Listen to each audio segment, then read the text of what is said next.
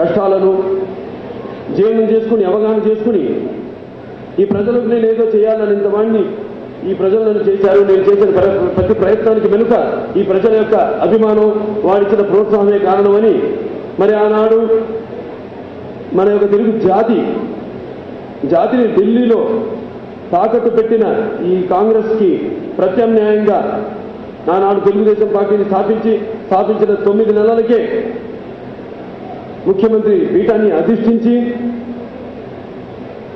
బడుగు బలహీన వెనుకబడిన తరగతి వర్గాల వారికి, అలాగే ఆడపడుచులకి, యువతకు, కర్షకులకు, కార్మికులకు, రైతులకు ఎన్నో సంస్కరణలు ప్రవేశపెట్టి వాళ్ళ అభ్యున్నతి కోసం ఎంతో పాటుపడిన సంగతి మనందరికీ తెలిసింది. అందరూ అనుకున్నట్టు ఎన్టీఆర్ అంటే కేవలం నందమూరి తారక రామారావు గారని నేను అనుకోను. నిన్నంటే నటనాలయం. ఆయనే కాదు, ఆయన ఇల్లే ఒక నటనాలయం. అందులో ఆయన ఒక నటరాజు, నటసింహుడు. టీ అంటే తారమండలంలోని తారకుడు.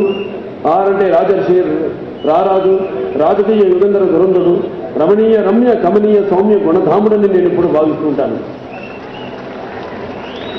ముందు ఆంధ్ర రాష్ట్రం ఒక అదృష్టం చేసుకున్న ఆయన ఈ ఆంధ్ర రాష్ట్రంలో పుట్టినందుకు. తర్వాత మనంతా అదృష్టం చేసుకున్నాం.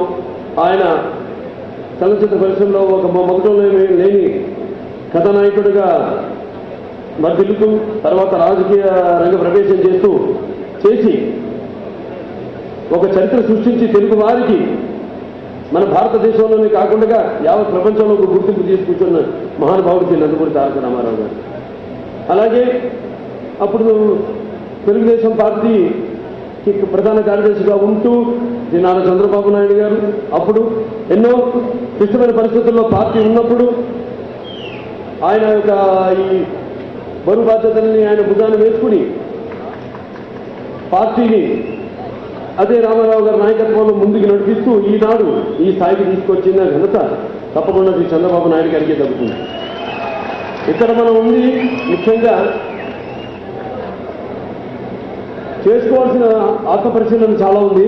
ఎందుకంటే మనం చూస్తూ ఉంటాం ఎంతోమంది చిత్తశుద్ధితో ప్రజలకు రామారావు గారు లాంటి వాడు, ప్రజలకు రామారావు గారు లాంటి వాడు కాదు, రామారావు గారికి చెల్లుతుంది. అది చిత్తశుద్ధితో ప్రజలకు ఏదో చెయ్యాలి, వాళ్ళు రుణం తీర్చుకోవాలన్న తాపత్రయంతో, ఆ తపనతో, ఆవేశంతో రాజకీయాల్లోకి వచ్చే వాళ్ళు ఉంటారు. ఏదో వాళ్ళు లక్షలకు కోట్లు దోచుకుంటూ ఏదో ఆ చేతిలో అంటిన మెతుకుల్ని అలా జనానికి వాళ్ళ యొక్క పథకాలు అంటూ విసిరి పారేసే రాజకీయ నాయకులు కొందరు ఉంటారు. కొందరు వెళ్తూ పక్క నుంచి కార్లు వెళ్తూ ఉంటాయి, ఒక కాన్వాయ్ వెళ్తూ ఉంటుంది, ఒక ముఖ్యమంత్రి లేకపోతే మంత్రి. అది చూసి నేను వాళ్ళు పోలీస్తారు. సిగ్నల్ వచ్చినప్పుడు 4 రోడ్ల కూడల్లో నన్ను ఆపుతారా, నేను ఒకప్పుడు అవుతాను అని ఒక పట్టుదలకు, అంతే తప్పితే వాళ్ళ వల్ల అయ్యేది కాదు, పీకేది ఏమీ లేదు. వాళ్ళు అంటే ఒక ముఖ్యమంత్రి పదవికి అందాన్ని తీసుకొచ్చింది శ్రీ నందమూరి తారక రామారావు గారని చెప్పదలుచుకున్నాను. మరి ఆనాడు అలాగే ప్రాజెక్టుల విషయానికి వస్తే అయితే నేను ఈ మహిళల కోసం ప్రత్యేకమైన పద్మావతి మహిళా విశ్వవిద్యాలయాన్ని స్థాపించడం, తెలుగు గంగ ప్రాజెక్టు, ఇలా ఎన్నో కార్యక్రమాలు చేపట్టిన ఘనత నందమూరి తారక రామారావు తెచ్చితే ఆ తర్వాత చంద్రబాబు నాయుడు గారి నాయకత్వంలో ఆయన ముఖ్యమంత్రిగా ఉన్నప్పుడు ఎన్నో సంస్కరణలు తీసుకొచ్చి డ్వాక్రా అయితే లేకపోతే ప్రజల వద్దకు ప్రభుత్వం ఇంకా ఎన్నెన్నో ఐటీ రంగాన్ని ప్రవేశపెట్టి అటు నిరుపేదలకు ఒక దారి చూపించిన మహా వ్యక్తి నందమూరి శ్రీ నారా చంద్రబాబు నాయుడు గారు.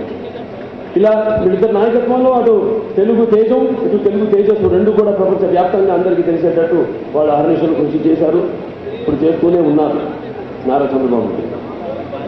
ముఖ్యంగా ఇప్పుడు ఇప్పుడు ఈ యొక్క రాష్ట్రాన్ని పరిపాలిస్తున్న ప్రభుత్వం విషయానికి వస్తే మనం చూస్తాం ఎంత అస్తవ్యస్త అసమర్థత ప్రభుత్వం ఇప్పుడు ఈ యొక్క రాష్ట్రాన్ని ఏలుతుందో అన్నాం. అసలు ఏలుతుందా, ప్రభుత్వం ఉందా, అసలు మంత్రులు ఉన్నారా, ముఖ్యమంత్రులు ఉన్నారా అనే పరిస్థితిలో ఉన్నాం మనం. మన దౌర్భాగ్యం. ఒకప్పుడు ఎలా వెలుగుందామో ఈనాడు అంత దౌర్భాగ్యపు పరిస్థితిలో ఉన్నాం మనం. ఒక రకంగా చూస్తే కోట్లు కుంభకోణాల్లో లేకపోతే వాళ్ళ మనం ఈ యొక్క ప్రాణ రక్షణ విషయానికి వస్తే తెలియదు, లేకపోతే ఇప్పుడు మనం అనుకునేవాడు జనయజ్ఞం అని ఇవాళ మన ఈ యొక్క సముద్ర తీరం చూస్తే సుమారుగా 75% భూమిని ఆనాడు సజ్జు పేరుతో ప్రైవేటీకరణ చేసి వాళ్ళ మనుషులకు ఆ స్థలాన్ని అప్పగించడం జరిగింది. యావత్ మన భారతదేశాన్ని చూసుకుంటే మన నౌకా దళానికి ఆశ్చర్యం వేసే రకంగా, ఎందుకంటే మనకు ఒక సెక్యూరిటీ జోన్ ఉంటుంది. మన సెక్యూరిటీ కోసం కొన్ని మనకి నిర్ణీతమైన కేటాయింపులు ఉంటాయి. వాటిని కూడా అధిగమించి అసలు మొత్తం ఎంతో ఘోరంగా ఈ యొక్క మొత్తం ఈ భూమిని సెస్ పేరుతో వాళ్ళకి అప్పగించడం జరిగింది. నేను అనేది అలాగే ఈ యొక్క ఇప్పుడున్న ప్రస్తుత ఈ నాయకత్వంలో ఈ యొక్క ప్రభుత్వంలో జనానికి ఎటువంటి పరిరక్షణ లేకుండా, దేశవానికి ఎటువంటి భయభ్రాంతులు లేకుండా విచ్చలవిడిగా చేస్తున్న సంఘటనలు ఎన్నో మనం రోజు చూస్తున్నాం. వీటన్నిటినీ అంటే నేను అనేది అన్యాయాన్ని చేయడం నేరమైతే ఆ అన్యాయాన్ని చూస్తూ సహించడం అంతకన్నా పెద్ద నేరం. కాబట్టి మనమంతా కలిసి తిరగబడదాం, తిరిగి ప్రజలకు వాళ్ళ సకల సదుపాయాలు సమకూర్చి వాళ్ళ యొక్క సంరక్షణ కోసం, వాళ్ళ అభ్యుదయం కోసం నిరంతరం పోరాడి శ్రమించే ఆలోచించే మన తెలుగుదేశం పార్టీని అధికారంలో తీసుకురావాల్సిన బాధ్యత మన ప్రతి ఒక్కరి మీదే కాదు. ఇక్కడ మనం కూర్చున్న తెలుగుదేశం పార్టీ కార్యకర్తలే కాదు, ప్రజల భుజస్కంధాలపై ఉందని ప్రజలందరికీ నేను మనవి చేసుకుంటున్నాను. మనం చూస్తున్నాం, మనం అక్కడ సెంట్రల్ గవర్నమెంట్లో ఈ 2G స్పెక్ట్రమ్ స్కామ్ కానీ 1,45,000 కోట్ల రూపాయల స్కామ్, అలాగే ఈ కామన్వెల్త్ గేమ్స్ లో జరిగిన అవకతవకలు ఇక్కడ మనం నిర్వహించాం. చంద్రబాబు నాయుడు గారు ముఖ్యమంత్రిగా ఉన్నప్పుడు ఇక్కడ మనం Afro Asian games, national games కూడా మనం నిర్వహించాం, అద్భుతంగా చేసాం. ఇవాళ ఈ కట్టిన మన స్టేడియంలు కానివ్వండి, ఇవన్నీ ఇన్ఫ్రాస్ట్రక్చర్ అన్ని చూసి ఇవాళ కాంగ్రెస్ ప్రభుత్వమే కొత్త ప్రభుత్వం ఏర్పాటు చేశాక ఎంత అద్భుతంగా కట్టారని మెచ్చుకునే రీతిలో జరిగినాయి అక్కడ కార్యక్రమాలన్నీ కూడా. పార్టీ అంతర్గత విషయాలకు వస్తే మనం పరిశీలించుకోవాల్సిన విషయం, నేను ఈ సభాముఖంగా పెద్దలకు అందరికీ చెప్పుకోదలిచిన 2-3 విషయాలు ఉన్నాయి. ముఖ్యంగా యువత, విద్యార్థులు, వీళ్ళకి ఎక్కువ ప్రాముఖ్యత ఇచ్చి ఎన్నో కార్యక్రమాలు వాళ్ళ చేత మనం కూడా కలిసి వాళ్ళతో చేపట్టాలని ఈ సభాముఖంగా నేను మీకు మనవి చేసుకుంటున్నాను. అలాగే రెండో శ్రేణి నాయకుల్ని కూడా మనం ప్రోత్సహించి కొంచెం పైకి తీసుకురావాల్సిన అవసరం కాదు, అది మన ధర్మం, అది కూడా మనం చేపట్టాలని ఈ సభాముఖంగా నేను మనవి చేసుకుంటూ మరి ఈ కార్యక్రమానికి ఇవాళ ఆయన ఆత్మ ఘోషించకుండా ఆయన స్థాపించిన పార్టీ 4 కాలాల పాటు ఇంకా సుస్థిరంగా ఉండాలంటే మనమంతా కలిసి ఎటువంటి భేదభావాలు లేకుండా కలిసి పనిచేస్తేనే ఈ యొక్క ఆయన యొక్క ఆశయం ఏదైతే ఆయన ఈ పార్టీని స్థాపించారో, ఏ స్ఫూర్తితో, ఏ ఆవేశంతో మనం ఈ పార్టీని ముందుకు తీసుకెడుతున్నామో ఇంకా ముందుకి ఇంకా ఎన్నో విజయవంతమైన ఫలితాలతో మనం ముందుకు సాగవచ్చని నా అభిప్రాయం.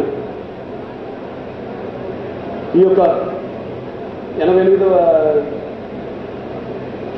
జయంతికి, ఈ యొక్క మహానాడికి ఇచ్చేసిన పార్టీ కార్యకర్తలందరికీ, ముఖ్యంగా నా డెలిగేట్ ఆడపడుచులకు, యువతకు అందరూ కూడా నా కృతజ్ఞతలు తెలియజేసుకుంటూ, నా అభివందనలు తెలియజేసుకుంటూ, మరొకసారి ఈ అవకాశం కల్పించిన వారికి కూడా నా కృతజ్ఞతలు తెలియజేసుకుంటూ నేను సెలవు తీసుకుంటున్నాను.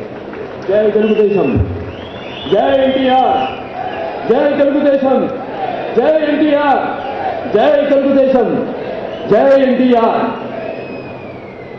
Premier Consulting Firm providing training in SAP, Java, .NET and Informatica for master's students. Adrex has a strong team of 70 recruiters and vendorship to Fortune 500 companies. Average consultant bench time is 34 days. Please visit www.adrex.com for more details.